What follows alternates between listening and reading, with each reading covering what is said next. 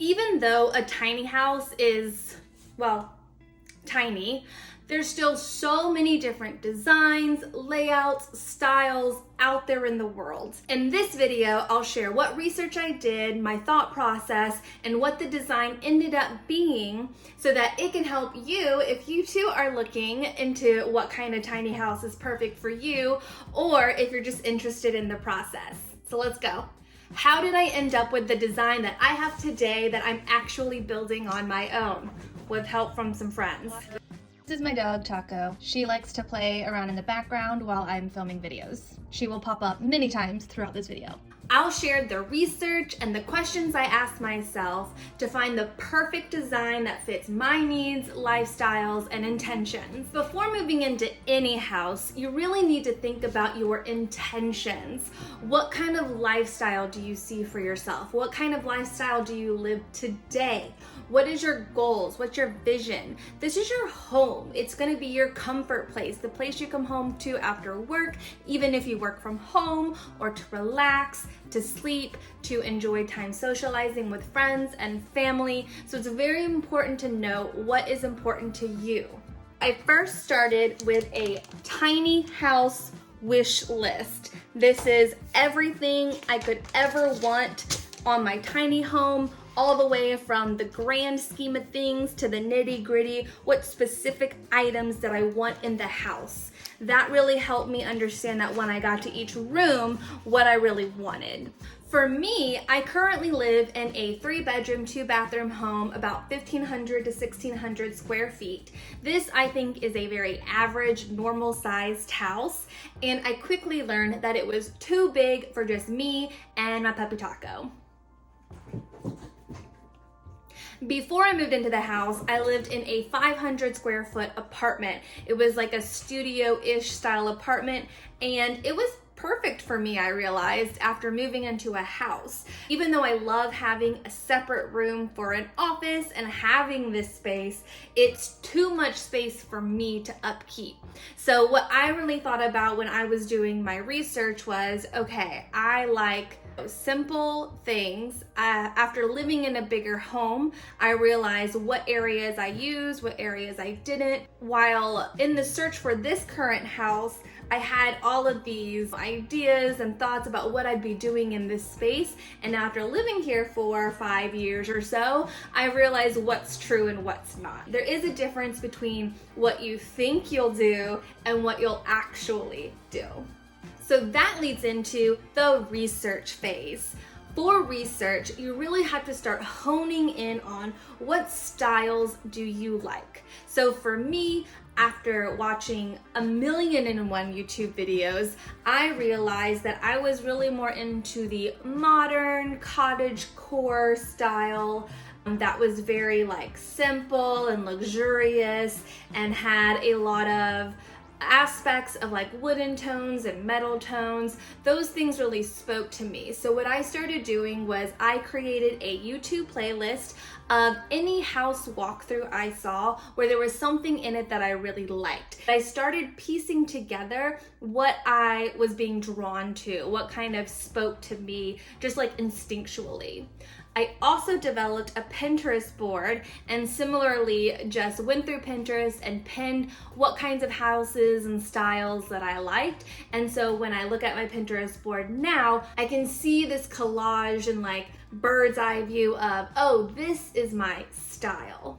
I also went to see things in person. So I looked up local listings for tiny houses that were for sale. I also looked at nearby tiny house builders who would have a demo or a show to show what they were building and making so you could walk through the homes, as well as rentals. So there were a ton of rentals nearby. I was able to see what I liked and also what I didn't like.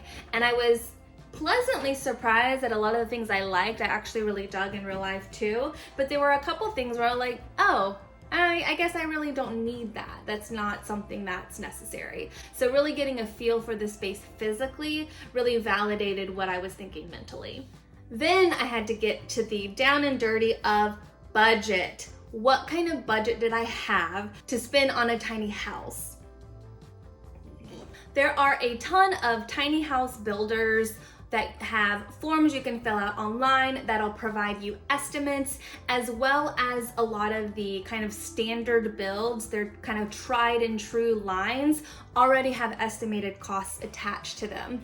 What I learned is that, of course, I have expensive taste, but I understood what I valued and what I didn't. That was helpful for me to be able to prioritize what kinds of features I really, really wanted. And what I learned is that ultimately I wanted a customized home. So that is what really pushed me to think, okay, I will pay someone to make professional blueprints and designs to make sure that this house can be a house, but I will ultimately build it myself. I understood that it would take way more time to do so and way more effort to do so, but that was a compromise I was willing to take, and I am always up for a challenge or an adventure. I knew this would consume all of my life, so I was totally up for it. As far as type, so you can have tiny houses on foundations like a normal house. You can have a tiny house on wheels. For me, what led me to my ultimate decision of building a house on a trailer was that because I was building the house, I wanted to build the house at a build site and then be able to move it to my property. Now, before I got my property, and I had already decided that I wanted to buy a tiny house, was that I didn't know where I was gonna park it. And so I had decided that I was okay with temporarily parking it in a RV or a mobile home park or some sort of location that could house the tiny house on wheels. Then I wanted to be able to still move it to a property ultimately when I found one. Very, very, very, very fortunately, I was able to snag a couple acres that allowed me to park my tiny house on it with a septic system, electricity, and a well. So that really led me to, okay, cool, I just need to move it once, but I still need to move it. And just the ease of getting that trailer is just made it way more simple for me. Now for the actual design. I'm gonna go first with the exterior. It's really important to know what you want your house to look like. Are you more of a colonial style, farmhouse style, cottage, cabin style? I was more into like that modern metal wood look. So just thinking about the materials I would need, what kind of style I would have was really helpful. And then I started going kind of room by room. Here is my kitchen. I wouldn't say I love to cook, but I do enjoy eating in, prepping my own foods, putting stuff together. What I found really helpful was for each room, writing down, what do I do in this space? Like, what do I do today? Not what do I want to do, what do I do today? And so really writing down my activities, even though if they seem like, well, duh, what else are you gonna do? Really helped me differentiate between my must-haves and my nice-to-haves. So my activities, there's the obvious like cook, wash dishes, etc. But then there were things like make rice.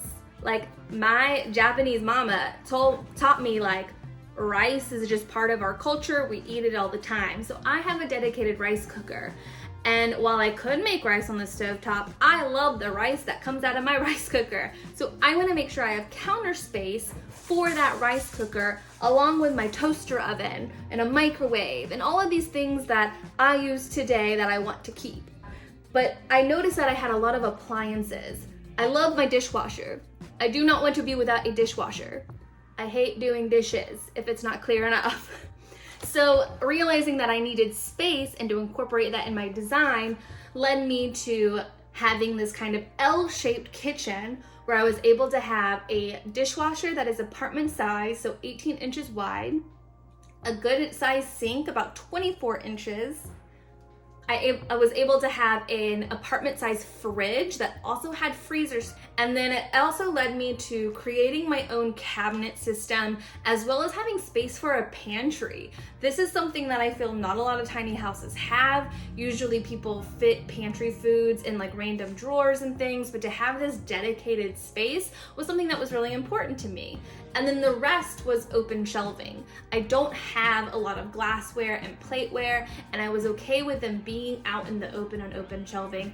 Next, let's just go into the living room and office. So similar to what I did with the kitchen, I wrote down What do I actually do in my living room? I relax.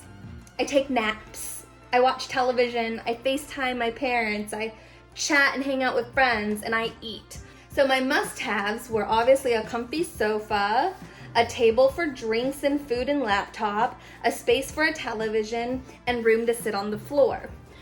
This living room is also acting as my office. So one thing that was really important to me with the office was that it was not part of my bedroom.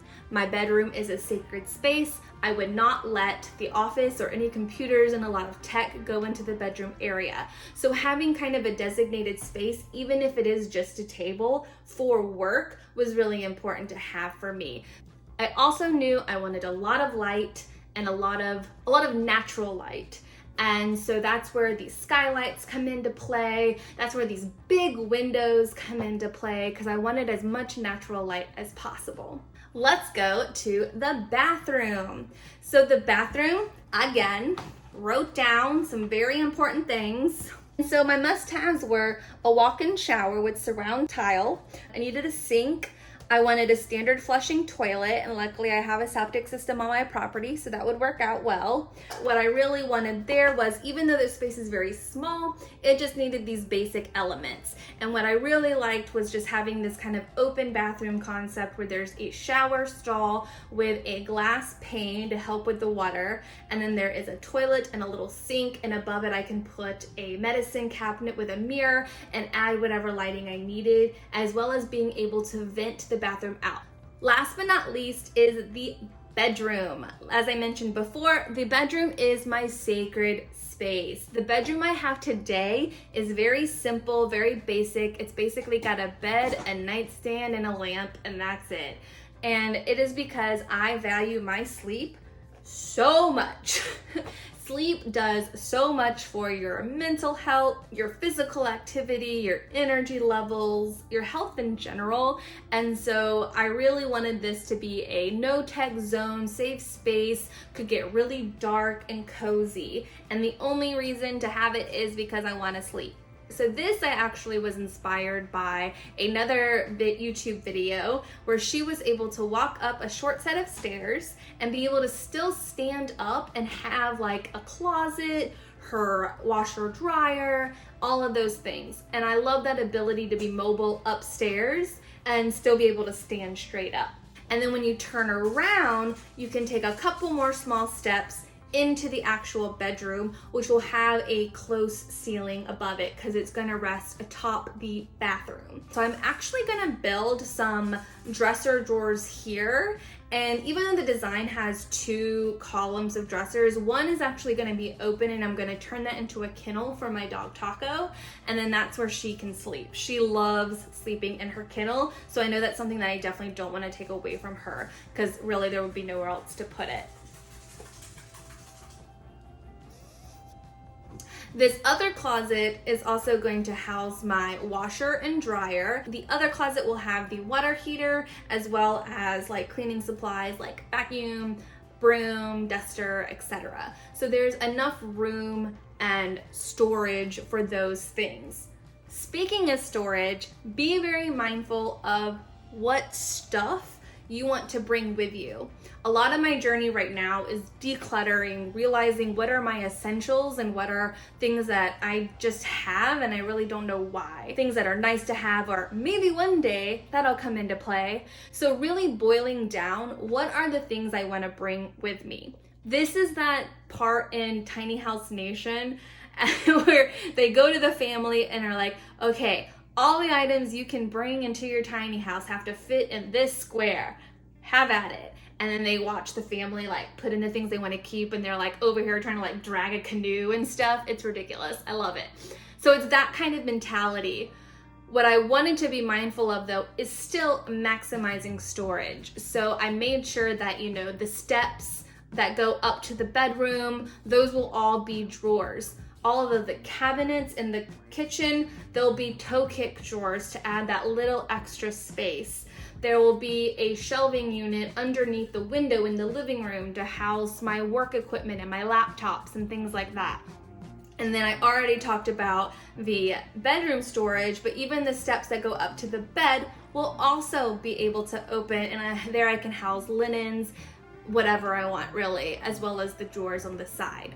So a lot of this pre-work helped me a lot when I finally found a designer company that I wanted to work with to create the actual blueprints for the home. And understanding my must-haves, understanding my nice-to-haves, understanding my intentions were all things that led to this beautiful, beautiful drawing of a house. And it is amazing to think, like, once I saw it and once I got that feedback from Summit Tiny Homes, once I got that feedback from my friends, I really saw myself living in the house. It was just something like that idea of manifesting something. It's like all these ideas became a reality. Even though it was on a piece of paper, or really a PDF, that was super helpful in making me excited and motivated to actually build the thing. A good thing to note too is you don't have to be like 100% tied to your design. Know that you can change things after. So a couple things that I am still toying with is, even though I picked out all of my appliances already to make sure that there was room for them to fit, I'm still playing around with, maybe I want a drawer dishwasher. Do I want a tankless or a tank water heater? But what I love about the design is that it is adaptable. I can fit either one. And so I think that's also important to keep in mind, is to be open and flexible with your choices. That is my house, or soon to be house. And if you want to see how this drawing has now become a reality, at least the exterior, watch this video where we finish putting on that metal siding. It is so exciting to see the progress. Don't forget to subscribe to this channel to stay updated on the evolution of my tiny house and for more tips on tiny house and minimalism living. And until next time, bye!